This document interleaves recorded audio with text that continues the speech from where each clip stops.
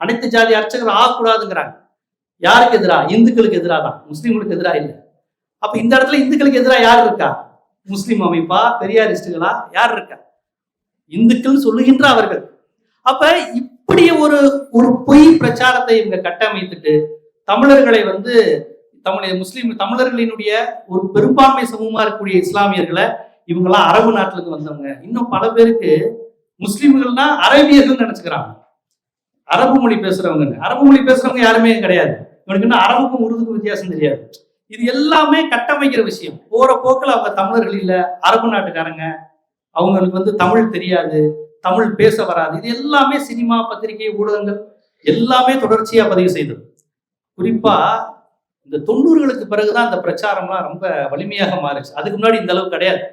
பாருங்க, எம்ஜிஆர் படத்துல பாருங்க, அலிபாபா 40 திட்டர்ன்றுவாரு. சிவாஜி பாவ மன்னிப்புன்னு ஒரு படம் நடிச்சார். அந்த படத்துல பாத்தீங்கன்னா முஸ்லீம் தான் ஹீரோ, சிவாஜி ஹீரோ. அதுல எம்.ஆர். ராதா ஒரு பூசாரி மாதிரி தான் காமிப்பாங்க. அவர் சொல்லிட்டே இருப்பாரு, ஏய் பாய போய் எப்படா நீங்க ஏத்துக்கிறீங்க, என்னடா நடக்குதுங்க, அதே எப்படா ஒரு பாய போய் நம்ம ஏத்துக்கணும். அவர் தான் வில்லன், தூண்டி விட்டுக்கிட்டே இருப்பாரு. அப்பெல்லாம் எந்த பிரச்சனையும் வரல, ஒரு முஸ்லீம் எப்படி ஹீரோ ஏத்துக்கிறீங்க.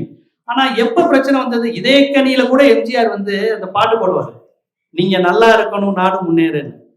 அப்ப எப்பவும் நல்லவங்க எப்பவும் உங்க பின்னாடின்னு ஒரு வரி வரும். அப்ப ஒரு பாய் பின்னாடி நிற்பாரு, ஒரு சர்ச் ஃபாதர் பின்னாடி நிற்பாரு.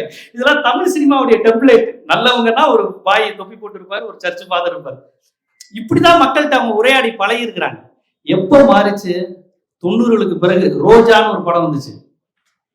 பாங்கு சத்தத்தை தீவிரவாத சத்தம்னு முதல்ல அந்த படத்துல தான் காமிச்சாங்க.